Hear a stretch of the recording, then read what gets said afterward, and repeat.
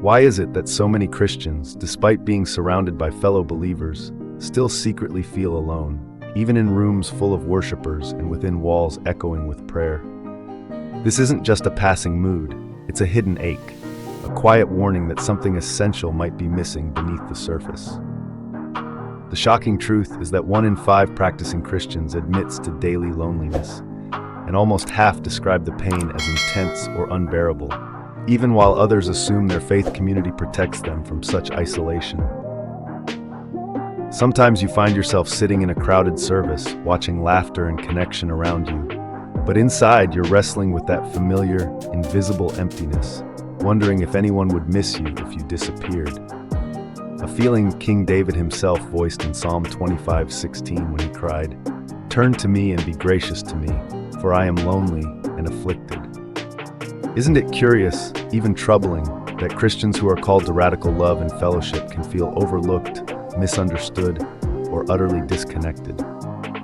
Part of this hidden struggle comes from the secrecy Christians so often maintain. You've been taught that faith means joy and community, so when you feel cast out or spiritually dry, shame creeps in and keeps you silent. Because surely you think, everyone else must be thriving except you. One key reason is that, contrary to what's preached, church culture sometimes makes it harder to be honest about emotional needs.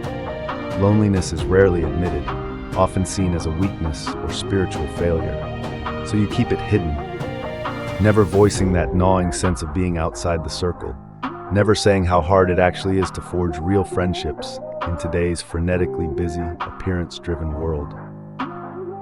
Another shocking insight is that connection isn't guaranteed even with regular church attendance. Being present doesn't equal being known.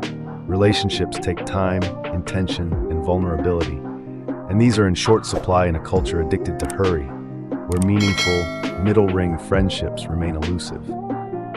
Even technology, the constant buzz of notifications and online Christian content, can reinforce your solitude instead of curing it, luring you with the illusion of togetherness while deepening your sense of being invisible, the very thing God first declared not good when Adam stood alone in Eden, Genesis 2.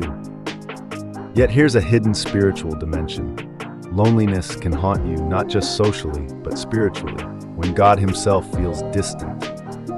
The soul ache that comes from a quiet disconnection in your relationship with Christ, which no number of church activities or dutiful Bible readings can fill for.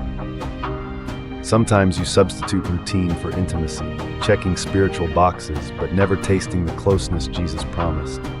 You will seek me and find me when you search for me with all your heart, Jeremiah 29:13.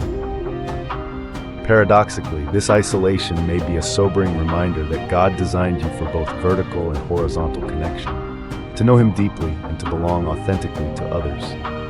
The tragedy is, many Christians secretly battle alone because they forget Christ himself knew abandonment. He sweat blood in Gethsemane while friends slept, and on the cross declared, "My God, why have you forsaken me?" Matthew 27:46. The danger, the warning, is that unchecked loneliness can become a spiritual wilderness, making you question your worth and sabotage your faith unless you confront it in the light. Here's the challenge. Dare to risk honesty with God and others. Admit your hidden need for real connection. Pursue relationships not just as tasks, but as sacred spaces for God's presence to break in. Don't let busyness become your shield or shame your prison. Take the secret pain out of hiding, step towards someone today, and seek God not in formulas, but in desperate, open-hearted pursuit. Because when you stop pretending, you discover that loneliness is not your identity.